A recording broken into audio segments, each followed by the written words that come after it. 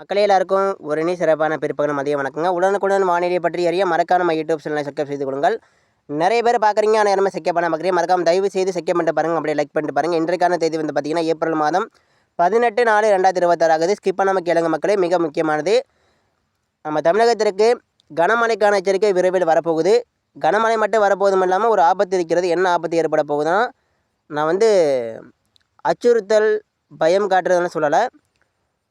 மழை வந்து மகிழ்ச்சி தரும், அது வேணால் உண்மை. ஆனால் மழை பெய்ய கொண்டிருக்கும்பொழுது தயவுசெய்து எல்லாருமே வீட்டுக்குள்ளே பாதுகாப்பாக இருங்க. ஏன்னா வரக்கூடிய சுற்றுலா பார்த்திங்கன்னா நமக்கு வந்து இடிமின்னுடைய தன்மையும் இடிமின்னுடைய பாதிப்பும் சூறாவளி காற்று பாதிப்பும் மிக அதிகமாக இருக்க போகுது மக்களே. சரிங்களா, கவனமாக இருங்க. குறிப்பாக இந்த மேற்கு உள் மாவட்ட மக்கள் தற்பொழுது அதிகமான வெயில் வந்து அடிச்சிட்டு இருக்குது. இதனால் பார்த்திங்கன்னா பாதிப்புகள் ரொம்ப அதிகமாக ஏற்பட வாய்ப்பு இருக்குது. கிருஷ்ணகிரி, தருமபுரி, சேலம், கரூர், திருப்பூர், அதே போல் இந்த திருச்சி, தஞ்சாவூர், அரியலூர், பெரம்பலூர் மற்றும் வட உள் மாவட்டம் முதல் கீழே கன்னியாகுமரி வரைக்கும் பார்த்திங்கன்னா மேற்கு உள் மாவட்டங்கள் கடலோரம் உள்ள இந்த உள் மாவட்ட மக்களுக்கு ஒரு எச்சரிக்கை இருக்கிறது. உள் மாவட்டங்கள் முழுவதும் மழை கனமான ஒரு மழையாக பெய்யும். இப்போ கிடையாது, இது வந்து மே மாதம் நடக்க போது. மே மாதத்தில் பெய்ய வேண்டிய மழையில் இப்போ நான் சொல்லிகிட்டு இருக்கேன். மே மாதம் மழை பெய்தால் இப்படி தான் இருக்கும். சரிங்களா, மே மாதத்தில் மழை பெய்யும் பொழுது இப்போ வந்து நீண்ட வாரங்களுக்கு பிறகு ஏப்ரலில் ஒரு முதல் வாரம் மழை பெய்தது. ஆனால் ஏப்ரலில் பெரும்பாலும் இடங்களில் மழை இல்லை. இப்போ நீண்ட வாரங்களுக்கு பிறகு நீண்ட மாதங்களுக்கு பிறகு மழை வந்து மே மாதம் வரும்பொழுது என்னாகும்னா, சூறாவளி காற்று அதிகமாக அடிக்கும். ரெண்டாவது இடிமின்னுடைய பாதிப்பு ரொம்ப அதிகமாக இருக்கும். மூணாவது கனமான ஒரு மழையும் ஒரு மேக வெடிப்பு போல் ஒரு மழை இருக்கும். சரிங்களா, இதனால் கொஞ்சம் எச்சரிக்கையாக இருங்க மக்களே. சரிங்களா, இயல்பான மழை வழக்கம் போல் மழை பெய்யும்.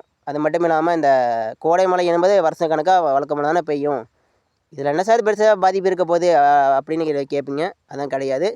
அசால்ட்டாக இருக்காதீங்க, தயவு செய்து சொல்கிறேன். அசால்ட்டாக இருக்காதீங்க. சரிங்களா, அசால்ட்டாக இருக்க வேண்டாம்.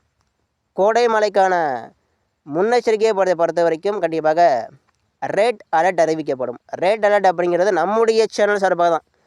ரெட் அலர்ட் எச்சரிக்கை என்பது இடி மின்னல் சூறாவளி காற்று ரெண்டுமே அதிகமாக இருக்கும். இதனால தான் நான் சொல்கிறேன் ரெட் அலர்ட் எச்சரிக்கை இருக்கிறது. ரெட் அலர்ட் எச்சரிக்கை அப்படிங்கிறது நம்ம மழை காலத்தில் புயல் வரும்பொழுது அதிகான மழை பெய்யும், நம்ம அது வேறு. ஆனால் இந்த ரெட் அலர்ட் எச்சரிக்கை அப்படிங்கிறது நம்ம பாதுகாப்பு நலனை கருதி நம்ம எல்லோரும் பாதுகாப்பாக இருக்கணும். அது மட்டும் இல்லாமல் இந்த கோடை மழை வந்து இந்த கனமான ஒரு மழையாக இருக்கும். ஒரு 10 நிமிஷம் ஒரு 20 நிமிஷம் பெய்தாலும் மழையோட தீவிரம் ரொம்ப அதிகமாக இருக்கும். சரிங்களா, ஸ்கிப் பண்ணாமல் கேளுங்க. இது வரைக்கும் நம்ம சேனலை செக்கப் பண்ணாமல் பார்த்தீங்கன்னா மறக்காமல் தயவு செய்து செக்கப் பண்ணிட்டு பாருங்கள். கண்டிப்பாக வரக்கூடிய மே மாதம் கோடை மழை எதிர்கொள்ள ரெடியாக இருங்க. மே மாதம் அது நமக்கு வந்து ஒரு அதிகமான ஒரு மழை கிடைக்கும் ஒரு வாய்ப்பு இருக்குது. சரிங்களா, அதிகமான ஒரு மழை கிடைக்கும் நம்ம தமிழ்நாட்டிற்கு ஒரு வாய்ப்பு இருக்குது.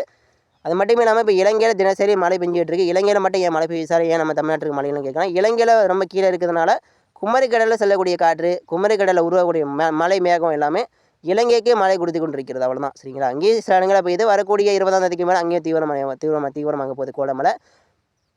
நம்ம தமிழகத்தில் தான் இந்த கோடை மழை வந்து தீவிரமாக இருக்குது. சரிங்களா, இலங்கை வந்து நம்ம கீழே இருக்கிறதுனால அந்த கடலை உருவாகக்கூடிய மேகம் இல்லாமல் இலங்கையில் மழை கொடுத்துரும். இது வந்து நம்ம தமிழகம் அப்படி நம்ம மேலே இருக்கும். இதனால் கொஞ்சம் பார்த்திங்கன்னா நமக்கு மழை வரணும்னா ஈரப்பதமான காற்று வந்தால் தான். ஈரப்பதமான காற்று வரணும், எம்ஜேஓ அமைப்பு வரணும். அது மட்டும் இல்லாமல் இருபுறமும் காற்று சந்திக்கப்பட வேண்டும். அதாவது வடமேற்கிலிருந்து வெப்ப காற்று வரணும், இந்த பக்கம்லேருந்து காற்று வரணும். 3 விதமான காற்று சந்திக்கணும். அப்போ தான் காற்றுக்கு ஏற்படுத்தி மழையை தீவிரப்படுத்தும். ஸ்கிப் பண்ணாமல் கேளுங்க. இந்த உள் மாவட்ட மக்கள் தயவுசெய்து அசல்ட்டாக இருக்காதீங்க, கவனமாக இருங்க. மழை மகிழ்ச்சி தரும். மகிழ்ச்சி நீண்ட வாரங்களுக்கு பிறகு மழை வருவது நமக்கு வந்து மகிழ்ச்சி சந்தோஷமாக இருந்தாலும் அதோடைய பாதிப்புகள் பற்றி நான் வந்து சொல்லியிருக்கேன். ஸ்கிப் பண்ணாமல் கேளுங்க மக்களே. இப்போது அடுத்தபடியாக பார்க்கலாம். அதாவது நீண்ட நாட்களுக்கு பிறகு நீண்ட வாரங்களுக்கு பிறகு மழை பெய்தால் நம்ம தமிழகத்துடைய வானிலை தலைகீழாக மாறப்போகுது. அது மட்டும் இல்லாமல் மழை பெய்யக்கூடிய இடங்களில், அதாவது குறிப்பாக மழை பெய்யக்கூடிய இடங்களாக இருக்கட்டும் அல்லது மழை பெய்யக்கூடிய மாவட்டங்களாக இருக்கட்டும், கண்டிப்பாக பாதிப்புகள் ஏற்பட வாய்ப்புகள் அப்படிங்கிறது ரொம்பவே அதிகமாக இருக்குது. சரிங்களா, என்னென்ன பாதிப்புகள் ஏற்படும், இதிலிருந்து எப்படி தப்பித்துக் கொள்வது, எப்படி தற்காத்து கொள்வது, வாங்க பார்க்கலாம். 2026 மே மாதம் தமிழகத்தை அச்சுறுத்த வரும் கோடைகால மழை. முதல் பாதிப்பு, நீண்ட நாட்களுக்கு பிறகு நீண்ட வாரங்களுக்கு பிறகு மழை பெய்தால் கண்டிப்பாக அந்த மழையோட தாக்கம், அதாவது அந்த மழையோட வீரியம் அப்படிங்கிறது ரொம்ப அதிகமாக காணப்படும். அது மட்டும் இல்லாமல் தற்பொழுது ஒரு வறட்சியான நிலையம் ஏற்பட்டு கொண்டிருக்கிறது. இது வந்து உடனே தினமும் தொடராது. என்னைக்காவது ஒரு நாள் ஈரப்பதமான காற்று வரதான் போகுது. நம்ம தமிழகத்தில் அதிகமான மழை தரதான் போகுது. இதுதான் உண்மை. என்னைக்காவது ஒரு நாள் ஈரப்பதமான காற்று வரதான் போகுது. மழை நமக்கு தரதான் போகுது. இதுதான் உண்மை. அப்படி மழை வந்தால் நமக்கு வந்து மகிழ்ச்சி கிடைக்கும், சந்தோஷமாகவே இருக்கும். ஆனால் மழை பெய்து கொண்டிருக்கும் பொழுது அந்த இயற்கையோட அமைப்பு அப்படி. இயற்கையோட அச்சுறுத்தல் என்னென்ன ஏற்படும்னா, இடி மின்னல் மிக கடுமையாக ஒரு பாதிப்புகளை ஏற்படுத்தலாம். இரண்டாவது, சூறாவளி காற்று பாதிப்பு. சூறாவளி காற்று எதனால் ஏற்படுகிறது என்றால், காலை முதல் மதிய வரைக்கும் அதிகமான ஒரு தரை வெப்பம் உயர்வதால், காலை முதல் மாலை வரைக்கும் அதிகமான தரை வெப்பம் உயர்வதால் வெப்பத்தால் காற்று லேசாகி மேல் எழும்புகிறது. அது ஒரு ஒரு குறிப்பிட்ட தொலைதூரத்தில் போய் அந்த காற்று, வெப்பமான காற்று செல்கிறது. ஒரு வெற்றிடமாக செல்கிறது. இதை குளிர்வித்து மழையாக மாற்றுவதற்கு என்ன ஆகுதுன்னா, ஈரப்பதமான காற்று அது அந்த மேகத்துள்ளே போகுது. அந்த மேகத்துள்ளே போவது மட்டும் இல்லாமல், காலை முதல் மதிய வரைக்கும் நீங்கள் பார்த்துருப்பீங்க, ஒரு காற்று இல்லாத ஒரு நிலை ஏற்படும். அதாவது ஒரு அழுத்தமான ஒரு பகுதி ஏற்படும். அந்த அழுத்தமான பகுதி தான் அந்த மழையாக மாறும் பொழுது, மழையாக மாறி அப்போ என்ன ஆகுனா, இந்த காற்று மேலே போய் அதை அப்படியே பார்த்தீங்கன்னா குளிர்வித்து மழையாக மாற்றுவது மட்டும் இல்லாமல், திரும்ப மறுபடியும் ரிட்டனாக ஒரு காற்று பூமியை நோக்கி அப்படி செலுத்தப்படும். ஒரு ஃபோர்ஸ் அடிக்கும். இது எப்படின்னா, இந்த காற்றுடைய வேகம் ஒரு புயல் வேகத்தில் இருக்குங்க. ஒரு புயல் வேகத்தில். ஏன்னா எந்த அளவிற்கு அழுத்தமான ஒரு பகுதி, எந்த அளவுக்கு அதிகமான வெப்பம், எந்த அளவுக்கு அதிக அழுத்தமான பகுதி ஏற்படுதோ அந்த அளவுக்கு காற்று அப்படியே செலுத்தப்படும். அது பூமியை தரை நோக்கி செலுத்தப்படும். அப்படி செலுத்தப்படும் ஒரு காற்றுடைய வேகம் 50 முதல் ஒரு 90 கிலோமீட்டர் மேலே இருக்கும். அது வந்து ஒரு குறைவான காற்று அடித்தால் குறைவான வெப்பம், அதிகமான ஒரு வெயில் அடித்தால் வச்சுக்கோங்களேன், அதிகமான காற்று அடிக்க போது அர்த்தம். இதான் சரிங்களா? அப்படி அதிகமான காற்று செலுத்தப்படும் பொழுது தான் அந்த காற்றுக்கு தாக்கு பிடிக்காமல் மரங்கள் சாயுது. அது மட்டும் இல்லாமல் மரங்கள் சாய்வது மட்டும் இல்லாமல் பல்வேறு வீடுகளுடைய சீட்டுகள் தூக்கி வீசப்படுகிறது. இதெல்லாமே இந்த வரக்கூடிய மே மாதம் நடக்க போகுது. தயவு செய்து கவனமாக இருங்க. கோடை மழை தானே, இது வழக்கம் போல் வருவது தான். ஆனால் அதில் இருக்கக்கூடிய பாதிப்பு மட்டும் நான் சொல்லிகிட்டு இருக்கேன். கோடை மழை வருவது உறுதி. அது பெய்யும் பொழுது அது என்னென்ன நமக்கு வந்து கொடுக்கும், அதான் இப்போ அதை உங்களுக்கு வந்து நான் வந்து சொல்லிகிட்டு இருக்கேன். அது என்னென்ன ஏற்படும், மகிழ்ச்சி கொடுக்கும் அது வேற, சந்தோஷம் கொடுக்கும் அது வேற.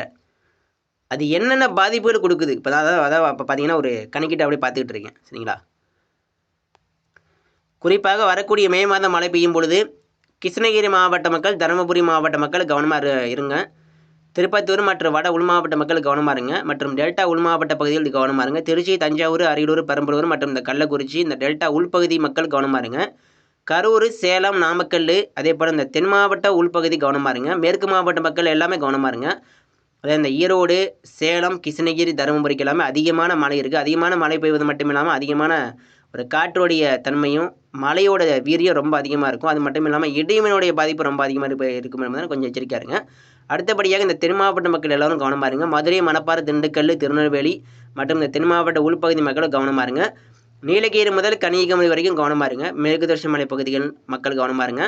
ஈரோடு, சேலம், கரூர், ஈரோடு, திருப்பூர் இந்த மாவட்ட மக்கள் ரொம்ப கவனமாக. திருப்பூருக்கு எல்லாமே கனமான ஒரு மழையாக பெய்ய போகுது. திருப்பூர், கரூர், சேலம், நாமக்கல் இங்கெல்லாம் கனமான ஒரு மழையாக தான் இருக்க போகுது. ஏன்னா தற்போது அதிகமான வெயில் அடிச்சுக்கிட்டு இருக்குது. இந்த வெயிலுக்கெல்லாம் மழை வந்து மே மாதம் தான் வரப்போகுது. அப்படி மழை பெய்யும் போது என்ன ஆகும்னா, சேர்த்து வைத்து தான் மழை பெய்ய போகுது.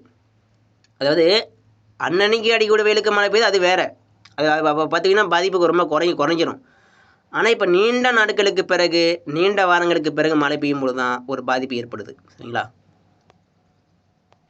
ஸோ மறக்காமல் தயவுசெய்து கவனமாக இருங்க. வரக்கூடிய கோடை மழை எதிர்கொள்ள ரெடியாக இருங்க. மீண்டும் மழை வாய்ப்பு ஏப்ரல் இறுதி முதல், அப்படி இல்லைனா மே முதல் வாரம் முதல் மழை வாய்ப்பு ஏற்படுகிறது. நன்றி, வணக்கம். அடுத்தடுத்து தொடர்ந்து பாருங்கள். எல்லா மாவட்ட மக்களும் மே மாதம் மழை எதிர்கொள்ள ரெடியாக இருங்க. தீவிரமான கனமழை புரட்டி எடுக்க போகுது. நன்றி, வணக்கம்.